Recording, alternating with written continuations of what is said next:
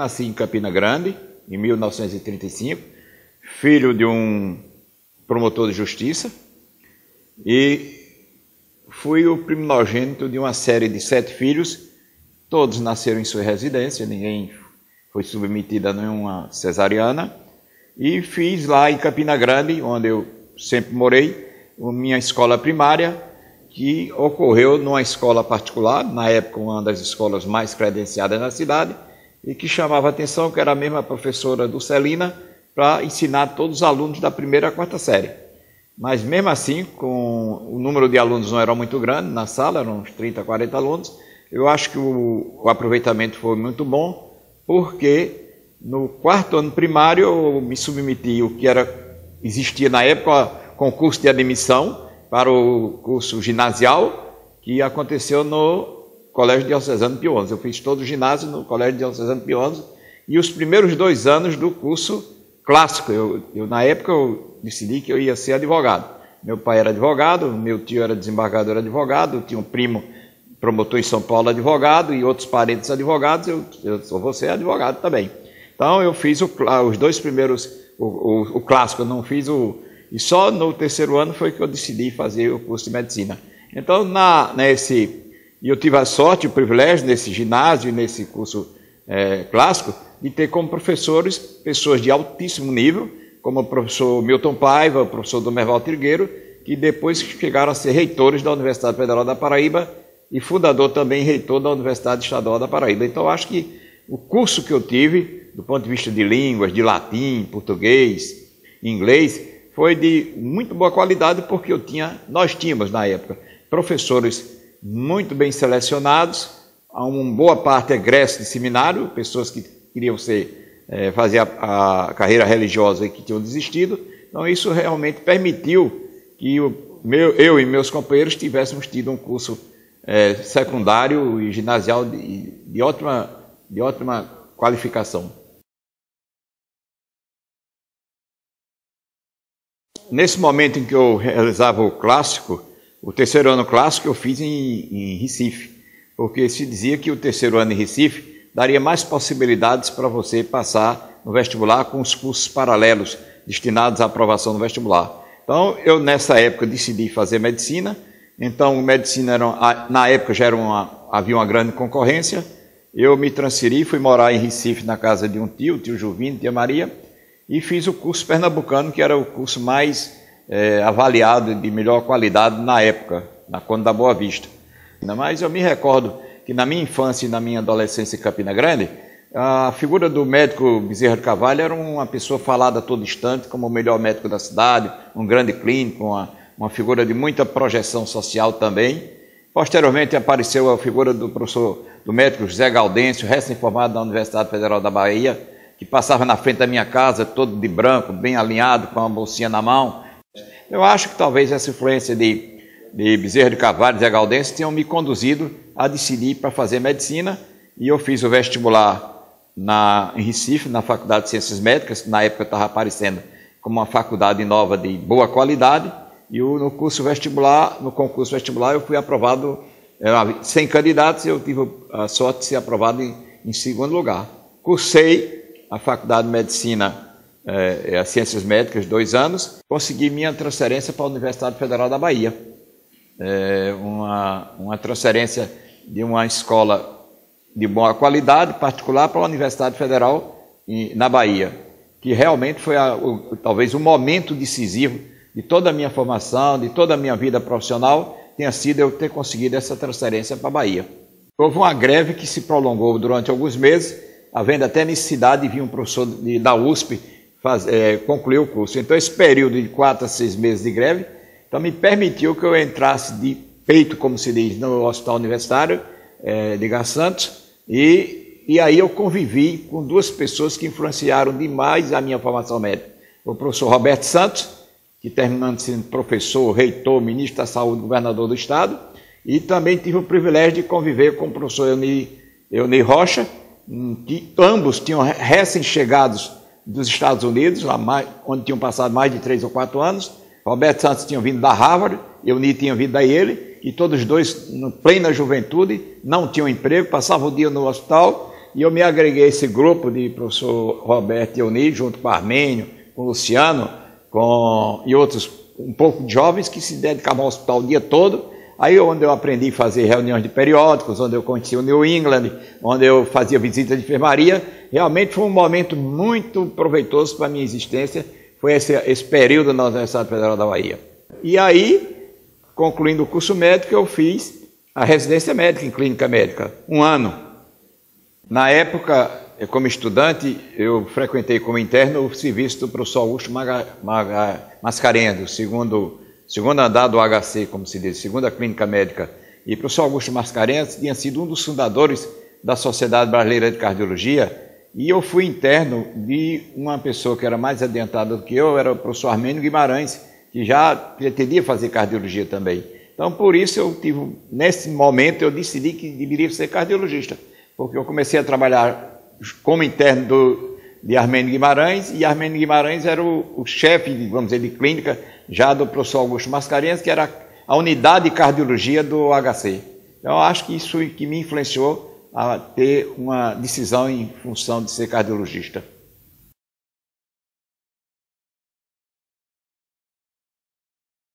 Concluído o curso de medicina, a minha turma foi a turma do Sesc Centenário, a turma dos 150 anos da Faculdade de Medicina da Universidade Federal da Bahia. Eu me candidatei a ser um dos residentes de clínica médica da universidade. E, graças a Deus, fui aprovado. E nessa residência, cada dia eu me aproximei mais do professor Euni Santos e do professor Roberto Santos, que já tinham instalado na Bahia uma grande ligação com os Estados Unidos, através da Universidade de Cornell e outras universidades, a Harvard.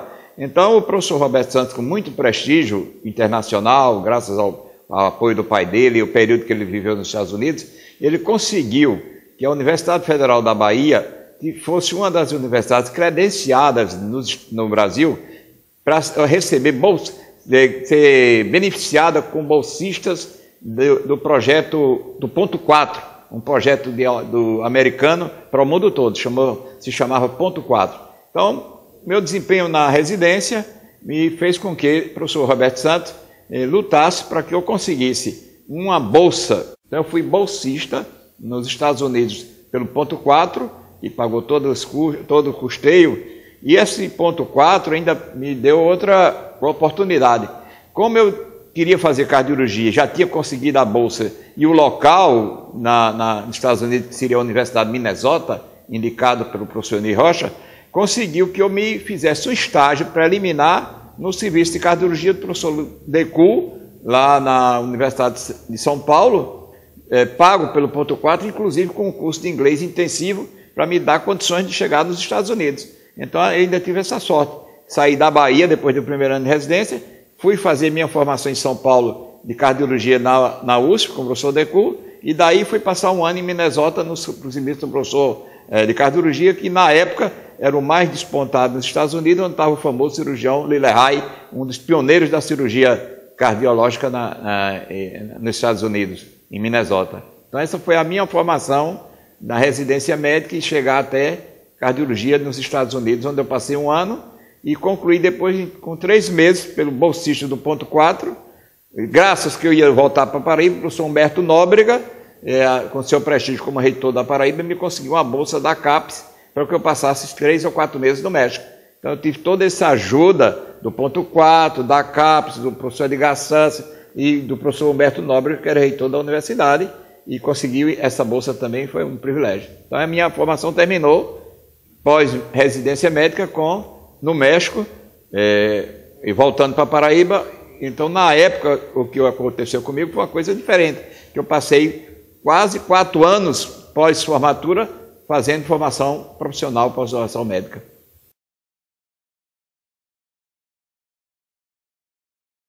Durante minha permanência nos Estados Unidos, eu também tive muita sorte, porque na primeira semana me colocaram para morar numa residência universitária, sozinho.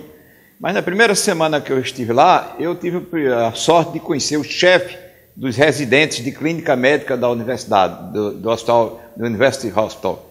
Era um inglês, Dr. Bill Graham. Esse rapaz era solteiro e ele morava numa casa com 3 outros médicos.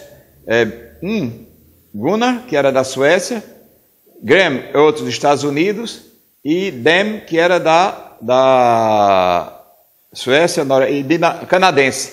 Então era uma casa que eram 4 ou 5 médicos, a gente dividia as despesas da médica, mas a sorte é que eles tinham um carro, eu não tinha carro, morava perto do hospital e o chefe de residentes de um hospital universitário americano é um indivíduo de maior prestígio, é quem abre todos os caminhos, facilita todas as atividades. Então essa moradia e essa amizade com o chefe de residentes, com o Graham, foi extremamente proveitosa, a minha formação realmente foi facilitada nesse sentido, e quando eu estava para voltar para os Estados Unidos, que eu decidi prolongar um pouco no México, porque eu achava que o México, na época, também era um grande centro de formação cardiológica. E lá com Cabrera, com Sol de Palares, também foi uma permanência muito boa para mim. Eu cheguei em João Pessoa, vamos dizer, em 1962, nos meados de 1962, e depois me graduei em 58, 59, 60, quer dizer, praticamente 4 anos fora de João Pessoa. Meu pai, nessa época, já não morava mais em Campina Grande, ele tinha sido removido para ser procurador do Estado aqui em João Pessoa. Quer dizer, mas é uma cidade que eu não conhecia ninguém. Minhas amizades eram poucas aqui.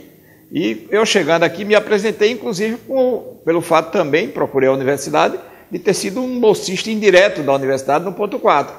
E graças ao entendimento do professor Antônio Dias dos Santos, do reitor Mário Mossi Porto, de lá de Martins Alves, então achavam que eu não podia ficar fora da universidade. E a universidade, naquele momento, estava abrindo as nomeações de instrutores de ensino. E o único lugar que ainda tinha uma vaga era na Clínica de Doenças Tropicais Infecciosas, que era dirigida pelo professor Efigênio Barbosa, e então arranjaram que eu ficasse nessa clínica. E por sorte minha, logo depois que eu iniciei minhas atividades nas doenças tropicais, o professor Rodolfo Teixeira, professor de doenças tropicais da Bahia, abriu um curso de pós-graduação em doenças tropicais. Aí a universidade me mandou, porque eu quis me aperfeiçoar em doenças tropicais.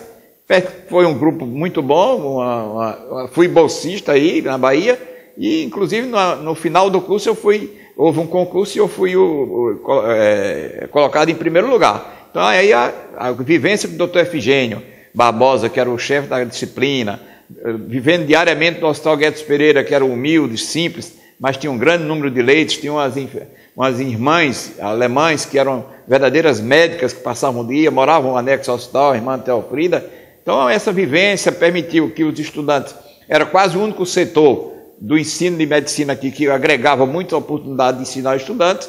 Aí eu comecei a instalar a visita médica, revisão de periódico, e os estudantes foram se aproximando, e aí depois de alguns meses, havia lá no auditório do centro, que passou a ser lá também, eu comecei a fazer reuniões lá nos auditórios. Então isso realmente, aí eu fui sendo professor de doenças tropicais na universidade e abri a minha clínica privada lá na Miguel Couto, dividi o consultório com o Dr. João de Brito Moura, que é uma dermatologista, consultório humilde, e só para clínica privada, não havia SUS, não havia nada. Isso foi em 1963, no fim de 63, por aí, quase 64.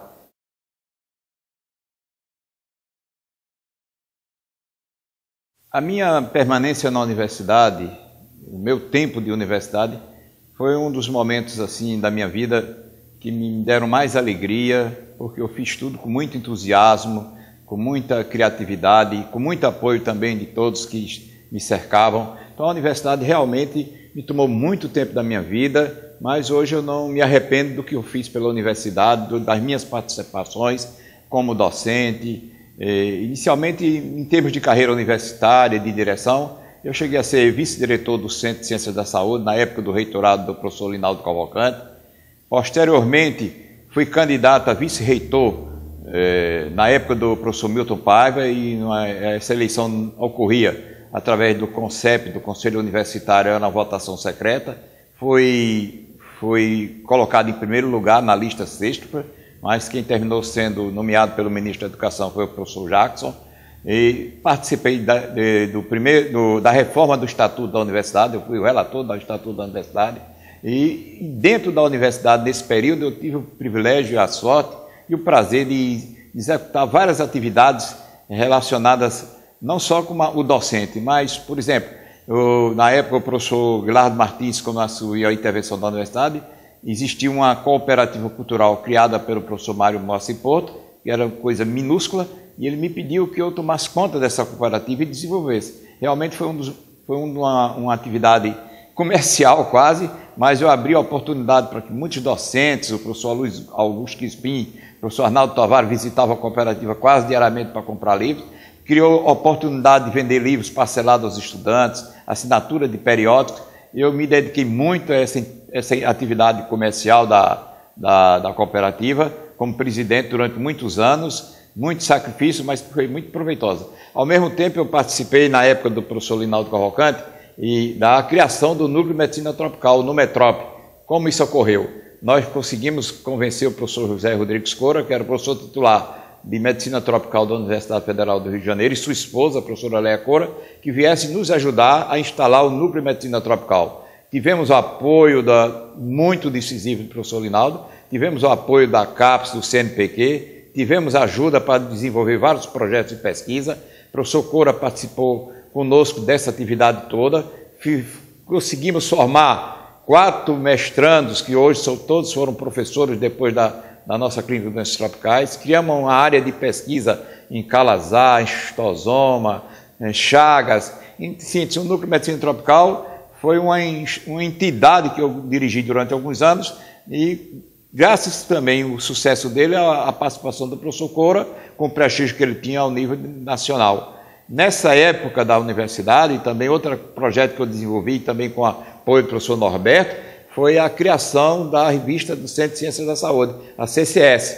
Então eu vendia essa revista, eu forçava que os docentes subscrevessem a revista, descontavam em folha, eu vivia pedindo a todo mundo, aos laboratórios, às empresas que patrocinassem a revista, circulou durante muitos anos, era uma revista trimestral, chegou a ser indexada e realmente terminou tendo até uma apresentação muito bonita, aérea do Hospital Universitário, da nossa universidade. Em síntese, foi um projeto muito edificante para mim, que infelizmente não teve continuação depois da minha saída da universidade, a revista CCS. Também eu participei na época que eu era da universidade, eu fui presidente dos Companheiros da América. Era um programa da Paraíba com o estado de Connecticut. Eu permaneci nesse programa quase 10 anos e, através dele, eu consegui o quê? Não só trazer docentes americanos de Nova York, de Connecticut, para fazer cursos, palestras, professor Ricardo Quintiliano, Dr. Leonstein e muitos outros, como também eu tive a sorte de enviar alguns estudantes nossos, como o professor João Medeiros Cid, Dr. Vitório Petrus, fazer cursos lá em Connecticut através desse programa dos Companheiros da América. Então foi um programa que também trouxe benefício material. Nós conseguimos doações, muitas das camas existentes hoje no Hospital Edson Ramalho foram doação do Companheiro da América. Eles, na época que eu fui presidente, era uma época mais material, assim, em termos de doação financeira, de equipamentos, de camas.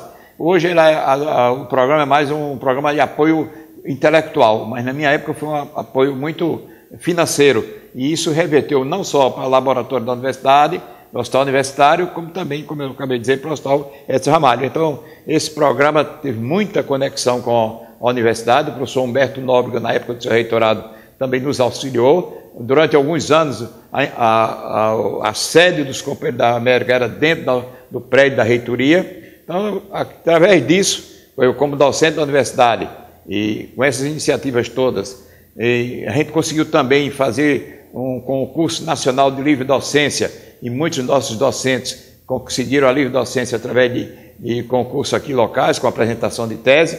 A minha tese foi sobre meningite meningocócica, a famosa epidemia, e eu tive o privilégio de ter na minha mesa de docência os luminares da medicina brasileira, como Veronese, professor Luiz Prata, professor Léa Coura e o professor Teixeira de Salvador, então o professor Alencar do Ceará. Então, o meu momento na universidade foi um momento que a gente não pode esquecer, me exigiu muito, horas de atividade física, mental, preocupações, mas me marcou muito, e eu acho que eu marquei muito minha passagem lá através das reuniões, dos periódicos, eu consegui trazer, quando eu terminei minha residência nos Estados Unidos, eu subscrevi o New England. Eu disse que eu não posso voltar para a Paraíba sem levar o New England. Acontece que naquela época o New England só chegava na minha mão 6 meses de publicado nos Estados Unidos. Hoje ele chega todas as quintas-feiras através da internet.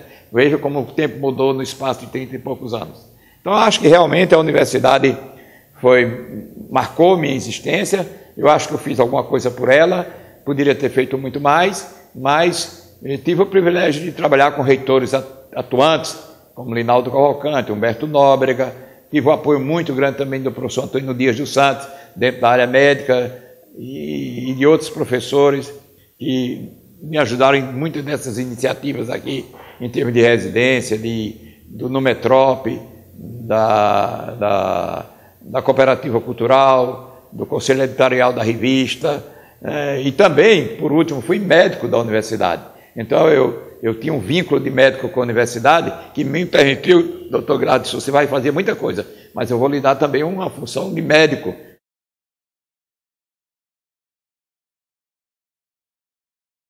Meu tempo na universidade realmente também foi muito feliz por 2 iniciativas. A primeira foi a criação do Programa de Residência Médica, a CRESA.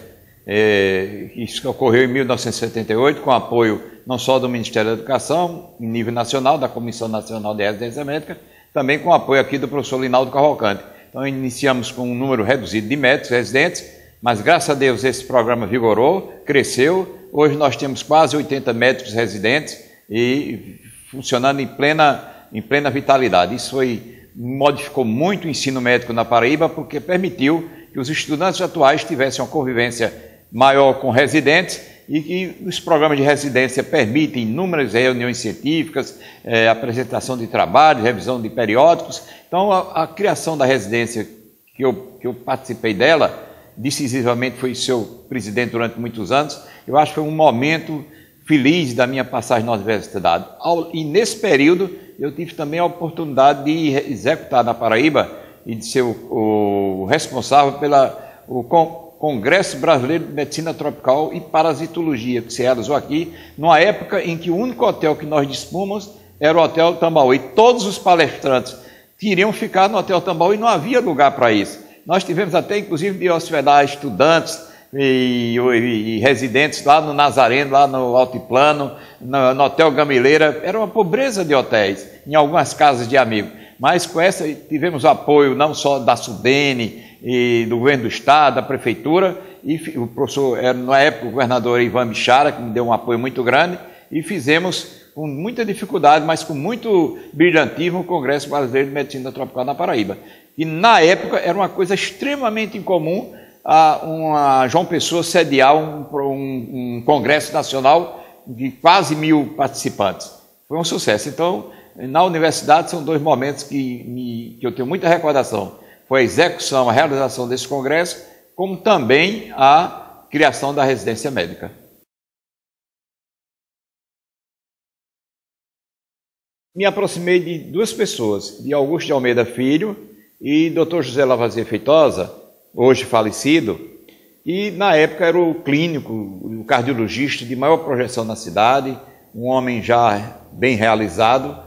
Mas um dia eu visitando Augusto na sua casa de praia, no sábado à tarde, em 1967, 68, isso eu tinha 4 ou 5 anos de atividade profissional. Ele disse: Augusto, por que a gente não monta um hospital? A gente não dá alguma coisa aqui? Não havia um hospital diferenciado. Era a Santa Casa, o Hospital São Vicente, a Frei Martinho, todos os hospitais já acanhados para a época em termos de estrutura. E Augusto, que era também um indivíduo muito arrojado, e é ainda, e disse: rapaz, vamos, e eu tenho até um terreno que já podia ser a ideia. Aí, de sábado à tarde, quase 4h30 da tarde, ele disse: olha, meu terreno é ali na torre, numa esquina, dá para 2 lados, vamos lá conhecer. Aí, no outro dia, ou na mesma tarde, no outro dia, nós íamos conhecer o terreno aqui, e imediatamente juntamos força, e apenas com a ajuda pequena do Banco do Estado da Paraíba, inauguramos, graças a recursos totalmente próprios, em 1970, o Hospital Samaritano, que hoje é um dos hospitais grandes da cidade, é um hospital que tem todos os serviços, ressonância, hemodinâmica, conseguiu associar vários parceiros, trabalhou durante muitas épocas para o SUS, com um grande número de leitos, hoje atende só para convênio, mas de fato, inclusive o Hospital Samaritano, como era muito ligado à universidade, foi campo de treinamento da maioria dos cirurgiões que lidam aqui na cidade da classe médica paraibana. Todos como estudantes tinham o Samaritano, que era um hospital de quase 200 leitos, porque a maioria era SUS, era palco de treinamento oficial e extraoficial de residentes e de estudantes. Eu construí aqui um auditório, que hoje já não existe mais, grande. Inclusive trouxemos professores americanos para fazer curso aqui, o professor Stepscheid, e assim, portanto, o Samaritano marcou uma época, não só na assistência, como também no treinamento. São poucos os médicos que têm sucesso hoje na Paraíba que não passaram pelos corredores samaritanos. Hoje, com muita dificuldade, a rede hospitalar passa, mas está passando essa crise, está crescendo, e posso dizer que hoje, no momento real, é o único hospital do estado que tem ressonância, hemodinâmica, ultrassonografia, tomografia, mas nós tivemos a sorte de, através de parcerias, e agregar pessoas e serviços que nos apoiaram a tornar o Samaritano uma entidade de atendimento médico hoje destinado só a convênios e particulares, mas que, apesar das dificuldades que atravessou, que continua atravessando, mas tudo indica que ele vai sobreviver cada dia melhor e com mais qualidade.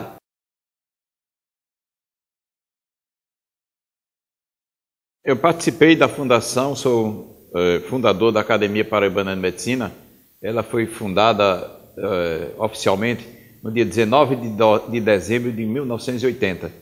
40 médicos da cidade, professor Valdir Luna, Antônio Dias, Humberto Nóbrega e muitos outros, José Feitosa, Augusto Almeida, fundamos a academia que teve início nessa data e ela continua em plena atividade, cada dia mais pujante.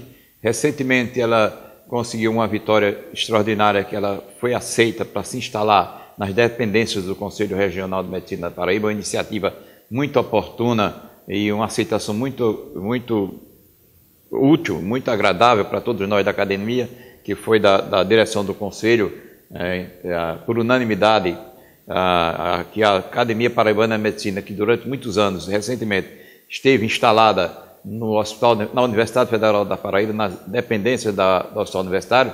Então, a academia, o que é que ela fez nesses anos? Ela tem promovido quinzenalmente, durante esse período todo, nos últimos anos principalmente, reuniões científicas, culturais, nas quais nós temos convidado não só cientistas, médicos, mas também escritores, poetas, arquitetos, engenheiros, agrônomos, autoridades, para participar das nossas reuniões, trazendo alguma ilustração que, além de permitir conhecimento para nós da academia, permite também que a gente se entrelace com maior frequência, nós acadêmicos, nessas reuniões que acontecem toda a última quinta-feira do mês. Nesse período da academia, ela foi dirigida por vários presidentes, e eu fui o último, e me antecedi ao atual do professor Dr. Antônio Carneiro Arnaud.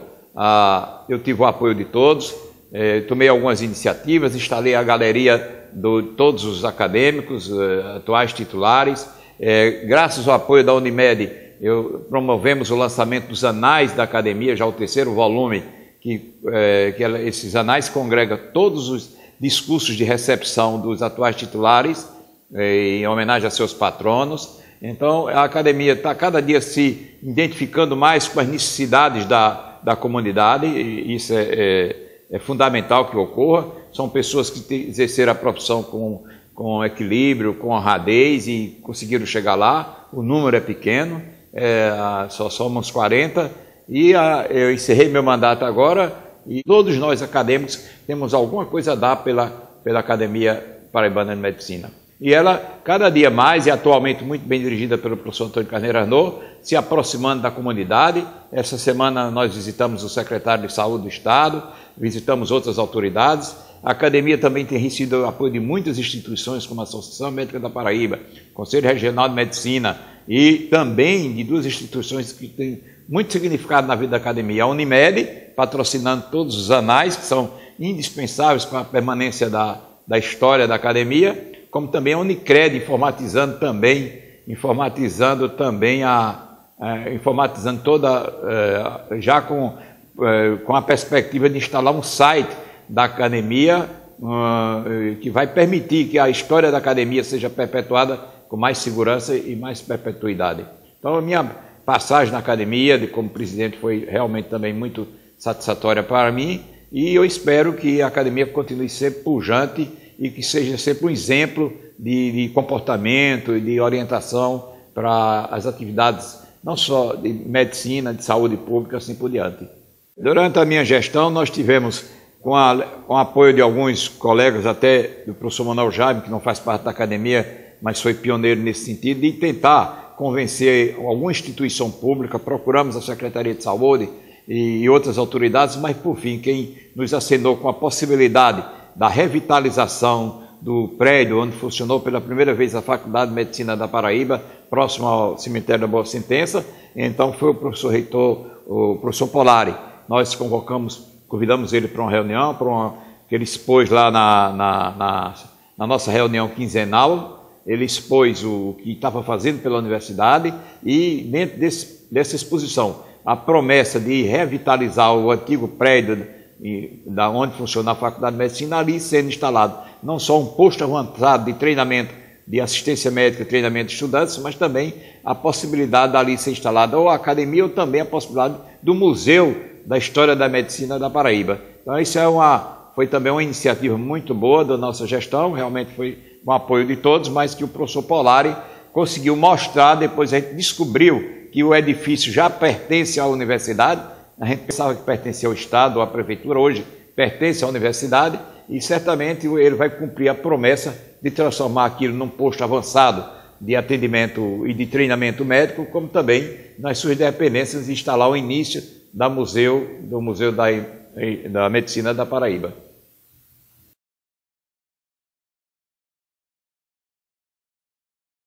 Depois de muitos anos de exercício da medicina, realmente em dezembro do ano passado, eu participei na Bahia, na antiga sede da Faculdade de Medicina, no Pelourinho, de uma solenidade muito marcante, que foi a comemoração dos 200 anos da Faculdade de Medicina da Bahia, a mais antiga do país, e a nossa turma foi a turma do SESC centenário, dos 150 anos. Então eu participei dessa solenidade, que foi muito emocionante por dois motivos. O diretor da escola lançou um livro com toda a relação, com uma relação de todos os concluintes da Faculdade de Medicina da Bahia, desde 1812 até aquele dia. Um livro em crochê, muito bem apresentado, com turma por turma, patrono da turma, ano por ano. E o que me surpreendeu, que nesse período de 2 séculos, a Universidade Federal da Bahia só graduou 13.200 médicos, em 200 anos. 200 anos, e naquele dia foi lançado esse livro. E por que a reunião foi emocionante? Porque ele conseguiu colocar no auditório nobre, de um lado, nós, da turma dos 50 anos, do SESC Centenário, formada em 1958, há 50 anos, de um lado do auditório, e do outro lado ele colocou todos os graduandos daquele dia. Então era aquela turma de jovens, de 20, 21 anos de idade, olhando para aquelas cabecinhas brancas do outro lado. Então foi lançado esse livro, e foi mostrada nessa oportunidade como a coisa está diferente. Então hoje, nós não temos, hoje o Brasil é um país que tem o maior, proporcionalmente só perde em número de escola médica talvez para a Índia e para outro país.